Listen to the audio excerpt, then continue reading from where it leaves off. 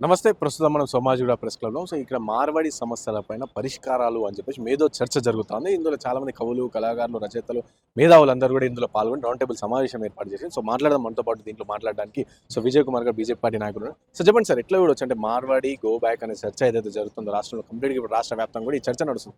So, ఇది కరెక్టే చర్చ అంటారా? లేకుంటే లేదు కావాలని ఒక సామాజిక వర్గం కావచ్చు, ఒక ఊర్లకు సంబంధించి, ఒక కులానికి సంబంధించి ఈ విధంగా పక్కకు పెట్టే ప్రయత్నం చేస్తుంది అనుకుంటారా? ఏ విధంగా అనుకోవచ్చు? అన్న ఇప్పుడు మార్వాడి గో బ్యాక్ అనే నినాదంతోని వాళ్ళు మనము చెప్పంగానే వాళ్ళు ముఠాముల్లే సదురుకొని పోరు. హ్మ్. ఇది ఒకటి ఏదైతే ఉందో ఒక వాళ్ళకి ఏమంటాము ఒక అలర్ట్ లాంటిది. హ్మ్. ఏందంటే మీరు మీ వ్యాపారం మీరు సమర్థంగా చేసుకోండి. కల్తీ నాణ్యతమైన వస్తువులు ఇవ్వండి. నాణ్యతమైన వస్తువులు ఇచ్చి ఇక్కడున్న సంస్కృతిని కాపాడండి. ఇక్కడ మీ సంస్కృతిని ఏదో మా మీద రుద్ది మీరు ఇది చేస్తా అంటే దాన్ని మేము ఏకీభవించము.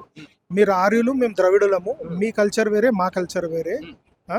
మీ మీరు రోజు పొద్దున్న లేస్తే రొట్టెలు తిని బతుకుతారు, మేము రోజు పొద్దున్న లేస్తే అన్నం తిని బతుకుతాము. సో ఇద్దరి కల్చర్ వేరే కాబట్టి మా కల్చర్ని మీరు ధ్వంసం చేయకండి. కాబట్టి మీకు విజ్ఞప్తి ఏంటంటే మీ లిమిట్స్లో మీరు ఉండండి, మా లిమిట్స్లో మా వాళ్ళు ఉంటారు. ఇక్కడున్న రాష్ట్ర ప్రభుత్వము ఇక్కడున్న వాళ్ళు ఏదైతుందో ఒక 2 వర్గాల వ్యాపారస్తులను పిలిచి ఇష్యూని క్లోజ్ చేయాలని నా విజ్ఞప్తి. అది అంటే మార్వాడి వల్ల ఇటు రాష్ట్రానికి కూడా మేలు జరుగుతుంది. సో, వాళ్ళ వల్ల జీడీపీ పెరుగుతుంది, తెలంగాణ డెవలప్ అవుతుంది అని చెప్పేసి కూడా బీజేపీ పార్టీకి సంబంధించిన బండి సంజయ్ మాట్లాడుతున్నారు. అంటే మీరు ఏకీభవిస్తారా దీంతో? అన్న ఇప్పుడు జీడిపి పెరుగుతుంది, జిఎస్టీ పెరుగుతుంది అనేది కాదన్న. మరి కల్తీ కూడా పెరుగుతుంది కదా. ఎక్కడో మహారాష్ట్రలోనో, గుజరాత్లోనో, రాజస్థాన్లో ఉన్నోళ్ళు ఇక్కడ హైదరాబాద్లో వచ్చి ఇక్కడ వస్తువులు అక్కడున్న తెలిసిన వాళ్ళతో ఇక్కడ వస్తువులు తెచ్చి ఏదో రకంగా తీసుకొచ్చి జిఎస్టీ ఎగ్గొట్టి వస్తువులను అమ్మితే ఎట్లా జీడిపి పెరుగుతుంది? ఇప్పుడు రీసెంట్గా ఓల్డ్ సిటీ గుల్జార్ హౌస్లో ఒక ఘటన అయింది.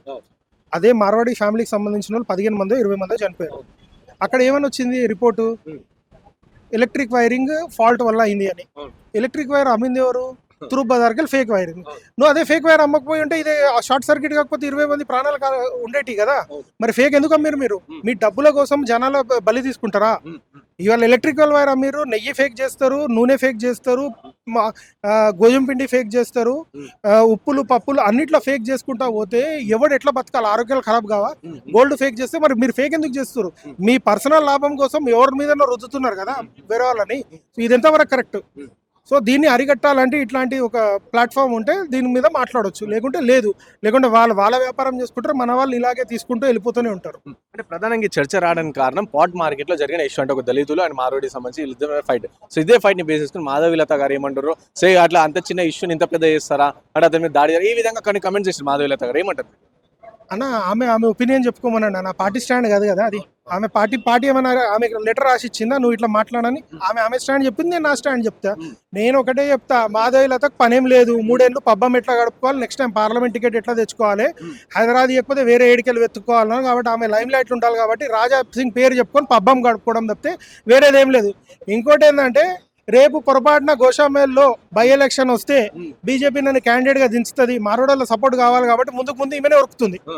అంతే తప్పితే వేరేదేం లేదు. రాజాసింగ్ పేరు చెప్పుకొని పబ్బం కట్టుకోవడం తప్పితే వేరేదేం లేదు. ఈ నెక్స్ట్ 3 ఏళ్ళు కూడా అదే పని తప్పితే ఆమెకి ఏం లేదు. ఆమె సొంత హాస్పిటల్ నడిపిస్తుంది. మరి ఆ హాస్పిటల్తోని హైదరాబాద్ పార్లమెంట్లో ఎన్ని సేవా కార్యక్రమాలు చేసిందో ఒక శ్వేతపత్రం విడుదల చేయాలి.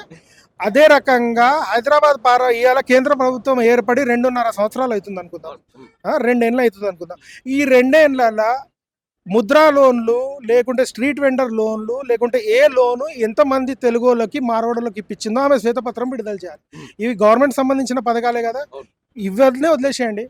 ఆమె సంబంధించి ఏదైతే ఉందో గవర్నమెంట్ ఏదైతే యోజన కల్పించిందో, చిన్నపిల్ల ఆరోగ్యశ్రీ కాదు, ఆడపిల్లలకు సుకన్య సమృద్ధి యోజన ఏదుందో దాంట్లో ఎంతమందిని రిజిస్టర్ చేసిందో దాని మీద ఒక ఇది ఇవ్వనండి. ఆమె ఏమి ఇవ్వదు. రోజు పొద్దున్న లేస్తే గుడి కనవడంగానే, ఏదన్నా దుకాణం కనవడంగానే పబ్బం కట్టుకోవాలి, ఇలా డే గడిచిపోయిందని అది అనుకుంటుంది. ఎవరిది వాళ్ళు వ్యాపారాల్లో బిజీ ఉన్నారు. ఆమెకు మైలేజ్ లేదు కాబట్టి ఆమె మైలేజ్ తెచ్చుకోవాలని ఇది ఉద్దేశం తప్పితే వేరేది ఏం లేదు. ఇంకోటి మెయిన్ ఈ చర్చ నేపథ్యంలో కులవృత్తులన్నీ కూడా కులవృత్తులలో మార్వాడోళ్ళు అందరూ వచ్చారని చెప్పి ఒక చర్చ నడుస్తుంది. అయితే కులవృత్తులు ఆ కులానికి సంబంధించిన వాళ్ళు చేయకపోవడం వల్లనే మార్వాడోళ్ళు వచ్చి ఎంటర్ అయిన ఇందులో అని చెప్పేసి కూడా కొన్ని వర్గాలు చెప్తారు. మీరేమంటారు? అన్న దీన్ని ఎట్లా అంటే వాళ్ళు ఫస్ట్ మన వాళ్ళని మార్కెట్లో కొలాబ్ చేయడానికి ఈజీ మనకు అలవాటు చేస్తారు, ట్రాప్ చేస్తారు. Hmm. మన వాళ్ళ 10 మంది ఒక స్వర్ణకారుడు ఉన్నాడు అనుకోండి, ఆ స్వర్ణకారుడు అరే నువ్వు ఎందుకు పని చేస్తున్నావు, నువ్వు మీ కస్టమర్ ఎవరు ఉంటే నా దగ్గర తీసుకురా, రెడీ ఉంటుంది కదా, నీ కమిషన్ ఏదో నీకు ఇస్తాను అంటారు. అవును. ఆ కమిషన్ ఇచ్చే దౌర్జన్యంలో వీళ్ళ దగ్గర ఈయనకు వచ్చే కస్టమర్ ఆయన దగ్గర తీసుకెళ్తాడు, Hmm. 10 మందిని తీసుకెళ్తాడు. Hmm. 10 మందిని తీసుకెళ్తే ఒక్కొక్కసారి ఒక్కొక్క డబ్బులు ఇస్తారు, దాంతో ఈజీ మనకు అలవాటు చేస్తారు. ఈజీ మనీకి అలవాటు చేసేది ఈ 10 మంది కస్టమర్లు ఈ స్వర్ణకారం దగ్గర రారు, డైరెక్ట్ ఆ జ్యువెలరీ షాప్కి వెళ్తారు. మరి ఈయన ఉపాధి ఏం కావాలి? సో మీ ఉపాధిని నమ్ముకోండి, తరతరాల నుంచి వచ్చే ఉపాధిని నమ్ముకోండి తప్పితే బయటకు వెళ్ళి వచ్చిన తీయటి మాటలను నమ్ముకొని వాడేదో 5,000 అడ్వాన్స్ ఇస్తాడని నమ్ముకోకుండా, మీకు గవర్నమెంట్ ఉంది, గవర్నమెంట్ ప్రోత్సహిస్తుంది, అన్ని రంగాల్లో మీకు లోన్లు ఇస్తుంది. ఇవాళ ఏ బ్యాంకుకి వెళ్ళినా ఏ వాడికి ఎవరికైనా 50,000 లోన్ ఇస్తుంది గవర్నమెంట్. దాన్ని తీసుకోండి, దాన్ని అవైల్ చేసుకోండి. స్టేట్ గవర్నమెంట్ ఏమైనా లోన్లు ఇస్తుందో తీసుకోండి, మీ జీవనోపాధిని కొనసాగించాలని నా విజ్ఞప్తి. అంటే ఇటు గవర్నమెంట్ చూసుకుంటే ఏమో ఈ బీజేపీ పార్టీ ఏమో ఇది కావాలని కాంగ్రెస్ పార్టీ ఇస్తుంది, అంటే బీసీల ఉద్యమం పక్కన పెట్టడానికి అని చెప్పి బీజేపీ పార్టీ ఒకవైపు చెప్తుంది, ఇంకా కాంగ్రెస్ పార్టీ ఏమో కావాలని మత వికారాలు రెచ్చగొడుతారని చెప్పి కాంగ్రెస్ పార్టీ. అంటే ఎట్లా చూడొచ్చు? అంటే తెలంగాణ ప్రజల ఉద్యమంగా చూడొచ్చా, లేకుంటే రాజకీయ ఉద్యమంగా చూడొచ్చు, ఎట్లా చూడొచ్చు మనం? అన్న ఇవాళ టైం వచ్చింది, వచ్చి మాట్లాడుతుర్రు. ఇదే దాడి కాకపోయి ఉంటే ఇదే ఎట్లానే ఉంటుండే కదా, ఇది మాట్లాడకపోతుండే కదా. దాడైంది కాబట్టి మాట్లాడుతున్నారు కదా, దాడి కాకపోయి ఉంటే ఏం మాట్లాడుతుండే ఎవరైనా? సో కాబట్టి దీన్ని ఏ రకంగా చూడకండి, అది ఏదైతే ఉందో అక్కడ వాస్తవాన్ని ప్రకటిస్తున్నారు తప్పితే వేరేది ఏం లేదు. అక్కడ వాస్తవం అక్కడ అయింది గొడవ, వాళ్ళు కొట్టడం తప్పు, అక్కడ కేసు రిజిస్టర్ అయింది, అదంతా అయింది. ఎంతమందిని కొడతారు? మరి తెలంగాణలో ఉన్న 3,40,00,000 మందిని 50,00,000 మందిని కొడతారు అందరిగా? కొట్టండి మరిగా. మేము తన్నులు తినేదందుకున్నామా? లేకుంటే కొట్టడానుకున్నామా? మేము ఎందుకున్నాం ఈడ? మేము పుట్టిన గడ్డ, తాతలు పుట్టిన గడ్డలో తన్నులు తినడం అనుకున్నామా? లేదు కదా. మరి ఎవడో ఏడికెళ్ళి వచ్చి మా మీద శాసిస్తా అంటే ఎవడు ఊరుకుంటాడు?